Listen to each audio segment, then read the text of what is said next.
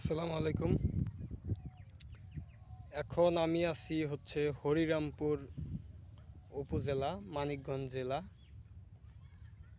এইখানে পদ্মার চরে, পদ্মা নদীর পার হয়ে তারপরে পদ্মার চর, এটা চর অঞ্চল। এইখানে বাড়িঘর ছিল, এই বাড়িগুলা এইখান থেকে ভেঙে গেছে। এইটা একটা গ্রাম ছিল, স্থানীয়দের কাছ থেকে শুনলাম এটা নাকি একটা গ্রাম ছিল। এই যে এগুলা বাড়িঘর ছিল, এখানে বসতি ছিল, টিউবওয়েল গাড়া ছিল, এই যে নারকেল গাছ, এই যে এখানে বাগান টাগান আছে, এই যে কলা বাগান, এই যে এগুলো সবই বাড়িঘর ছিল একটা সময়।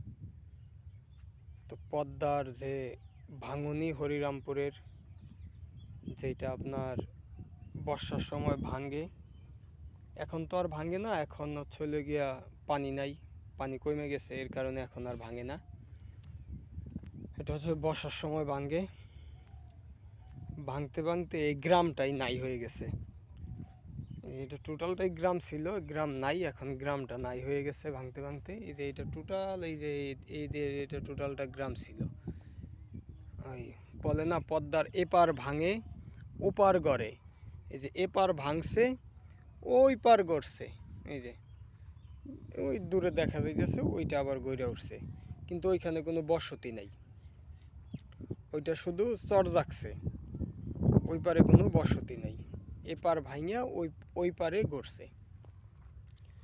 এই যে এখানে অনেক, আমি দেখাই, এই যে এখানে এই যে ভাঙার চিত্র, বাবারে বাপ।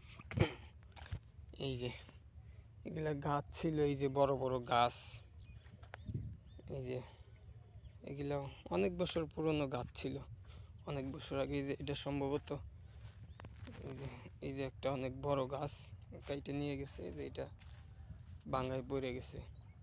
এই যে এগুলা ভাঙতে ভাঙতে এই যে এই অবস্থা, এই যে ভাঙা, এগুলা সব ভাঙার চিত্র।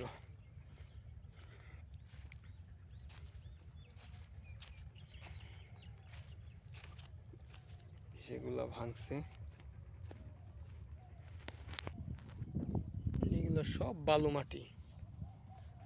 চর আসলে টোটালটা বালু দিয়ে চর পড়ে, বালুর কারণেই ভাঙে। চর এলাকাটা বালু, যেগুলা বর্ষার সময় ভাঙছে।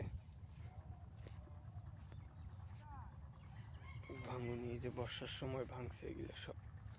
আমরা এই যে এই ট্রলারে 1 ঘন্টা 20 মিনিট লাগবো, এই ট্রলারে আমরা হরিরামপুর যাব, এই দুহার থেকে তারপরে সাভার। এই টোটাল এই পদ্মা পাড়ি দিতে হইব, এদিক দিয়ে ঘুইরা ওই পারে যাইতে হইব।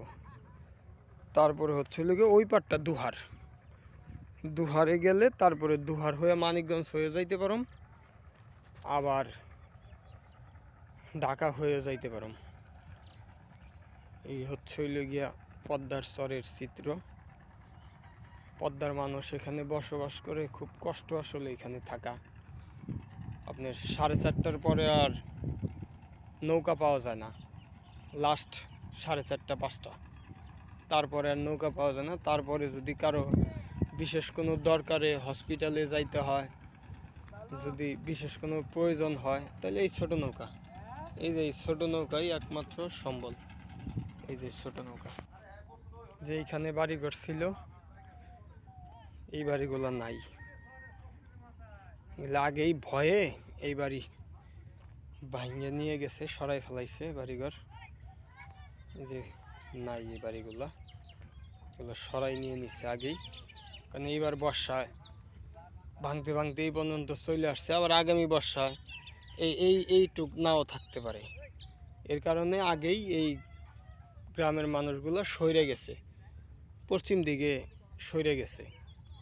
তো আসলে এরা অনেক স্বাভাবিকভাবে জীবনযাপন করে, আমরা তো ইচ্ছা করলে হাতের কাছে অনেক কিছু পাই, এরা আসলে ইচ্ছা করলে অনেক কিছু পায় না। মনে করেন আপনি যদি বাদাম ভাজাও খাইতে চান এই গ্রামে থাইকা, তাইলে আপনার বাদাম ভাইজা তারপরে বাজার থেকে কিনাই না ভাইজা তারপরে খাইতে হইব। আর আমরা তো ইচ্ছা করলেই হাতের কাছে পাইতেছি। আর এরা চিকেন ফ্রাই, গ্রিল, বাহ, এইগুলো তো স্বপ্ন। ইচ্ছা করলেই তো ওনারা এগুলা খাইতে পারে না, এটা খাওয়ার জন্য প্ল্যান করে যাইতে হয়। তাইলে এরা আসলে কীভাবে জীবনযাপন করে, ভাবার বিষয়। ভালোই লাগলো, এখানে দেখলাম, আসলাম, ঘুরলাম। আসলে দেশ না দেখলে অভিজ্ঞতা বাড়ে না, দেশ দেখা সুন্নত, এর কারণে দেখতে আসলাম এই চরের মানুষজন কীভাবে জীবনযাপন করে। এখানে একটা দাওয়াত ছিল আমাদের, আমরা দাওয়াত খাইতে আসছিলাম, দাওয়াত খাইয়ে এখান দিয়ে ঘুরলাম, বিকেলটা কাটাইলাম, সবাইকে একটু দেখানোর চেষ্টা করলাম।